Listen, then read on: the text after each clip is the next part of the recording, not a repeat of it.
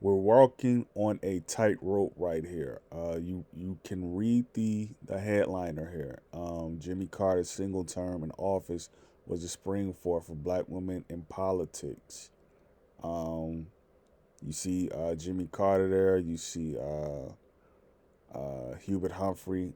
I don't know who these other people are, but you can see here they're twisting this whole idea about what it means to have terms and elections. But I wanna go somewhere else with this.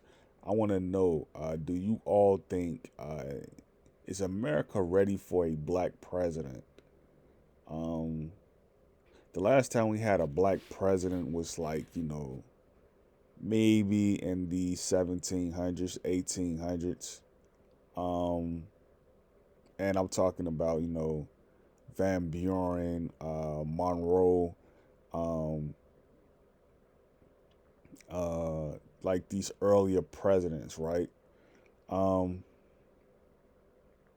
is America ready for a black president?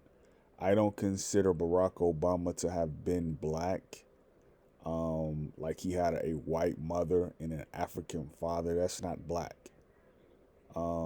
I think like when you consider the fact that he ran his election off being black, being for the person who is downtrodden in a certain demographic in America. I think like when you look at it from that perspective, like yeah, they would have allowed him to pass for being black, but his nominee, I mean his nomination, and his nominee limits wasn't anything far from a person who you would consider to be black.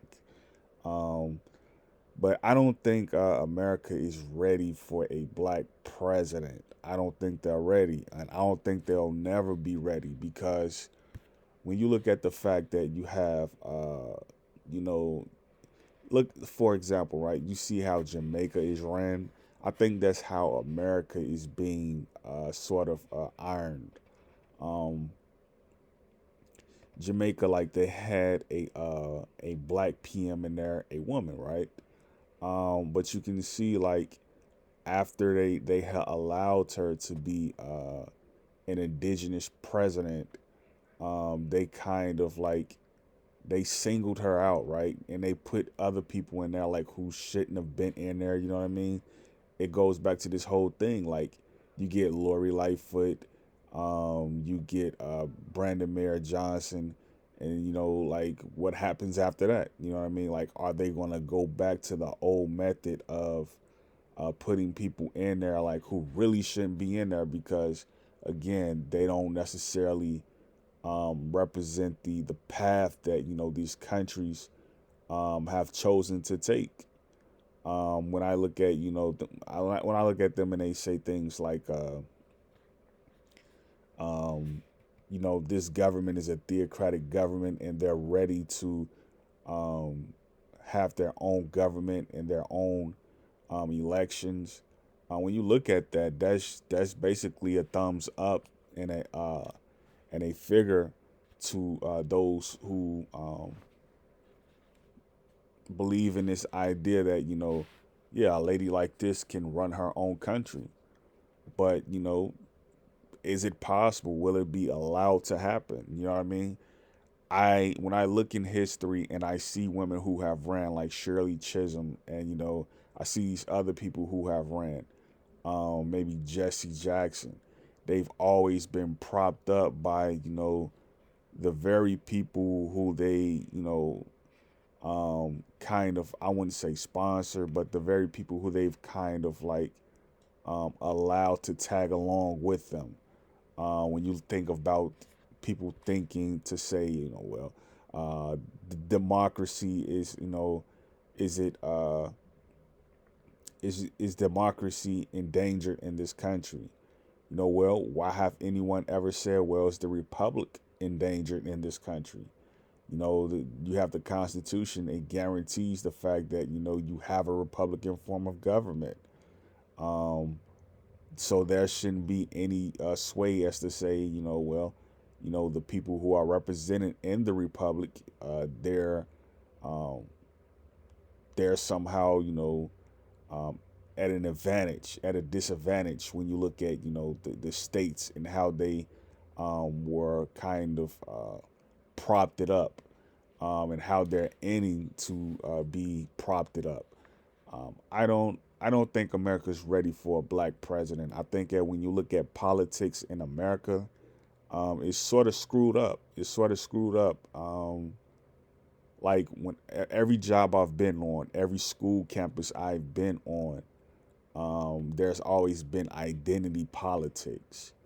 You always had the fair skinned people who were with the fair skinned people. You always had the dark skinned people who were kind of like on the fringe or the board of on the border of being with the fair skinned people. Um, Dark skinned people, like you see the lady right here, they've never had their own identity politics. You know what I mean? They've always kind of been uh, grabbed around the neck and kind of like, choked into submission. Um, and like they've been told, you have to do it this way in order for everyone to see um, your dream, or what you set out to do, to see it come to fruition. Um, and this goes for those who worked on jobs and who've like been at campuses. I see the same thing everywhere I go. It's sort of like, a male hierarchy of, fair skinned people, and like all the dark skinned people are kind of just like, singled out. Doesn't mean they don't have anything, they're just singled out. Um, and again, this is like, I would say this, like if you want to see a black president in office in America, um, you would have to do it yourselves. And I don't mean to like join any organization or join any fraternity or sorority. I don't mean it in that way. I mean it in a way that, when you're making sure that your government is able to be sovereign of in any capacity, whether it be organizational methods, whether it be media selections. You have to make sure that uh, it is for you and by you. You know what I mean? That goes back to that old adage. It has to be for you and by you, because again, like when you allow people to like join um, a startup, right? You have to put terms and limits to things. You know what I mean? Because like, let's face it, no one ever talks about the fact that out of all our last presidents, all of them have been Europeans. All of them have been white. All of the presidents, their mothers have been of foreign descent, of European descent, and no one talks about this. No one talks about it. So again, when we're talking about, is America ready for a black president? Are they? I don't necessarily think they are. Um, and that's pretty much my take on it. I don't think America will ever be ready for a black president. Will we possibly see one in the next 10, 15 years? It's possible. You know what I mean? But, America's in a desperate situation. They no longer have names like Hillary Clinton, Bill Clinton, George Bush around to captivate the people. Right now, they're in a rookie mode. No one knows who's that boy wonder right now. You know what I mean? No one knows who's that Pinocchio. So they're gonna have to figure that out. And like if they do, elect someone like Governor Westmore or Garland Gilchrist to be the next president, you know, it'll make you wonder as to why they did that. Because again, they're not set in that position to, um, even attract that whole positional type of idea. Because again, like no one knows who these people are. So great peace, Yakoki.